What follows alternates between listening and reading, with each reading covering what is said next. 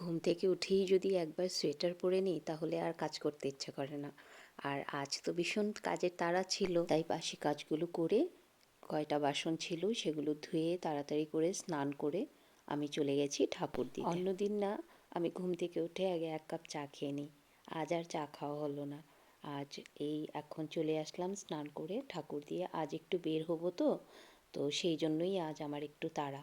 তো ঠাকুর দিয়ে চলে আসলাম কিচেনে ব্রেকফাস্ট বানানোর জন্য ফার্স্টে। তো আমি কি করেছি, ব্রেকফাস্টের সাথে সাথে আমি রান্নাটাও চাপিয়ে দিয়েছি।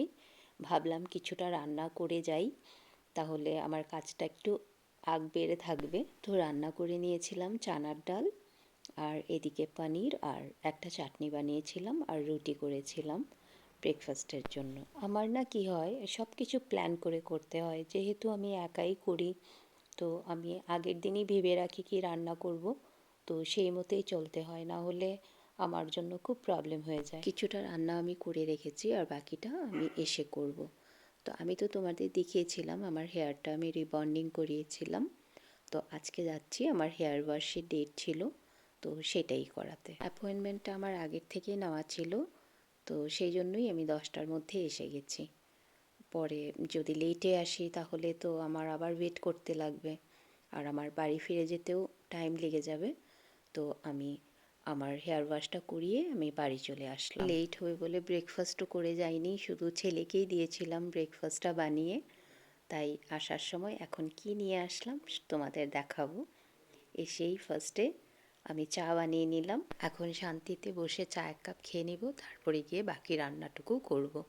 তো আমি আসার সময় নিয়ে এসেছিলাম সামোসা, খুব ভালোবাসি আমি সামোসা খেতে। এই পুরো ব্লগটা না ফ্রাইডের, তো আমার এই কয়দিন একটু ব্যস্ত ছিলাম, তো সেই জন্য আর এডিটও করতে পারিনি আর ভয়েসও দিতে পারিনি, সেই জন্যই এটা আজকে করা।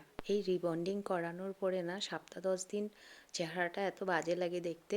যারা করো তারা তো জানোই, একেবারে চুলগুলো ফ্ল্যাট হয়ে থাকে আর নিজের চেহারাটাই কেমন আলাদা একটা ফিল দেয়। যাই হোক, এবার চা খাওয়া হয়ে গেল, এবার গিয়ে আমি রান্না চাপিয়ে দিব আবার। আজকে অ্যাকচুয়ালি আমার দেওররা আসার আছে, তো সেই জন্যই এত তাড়াহুড়ো করে সব কিছু করা।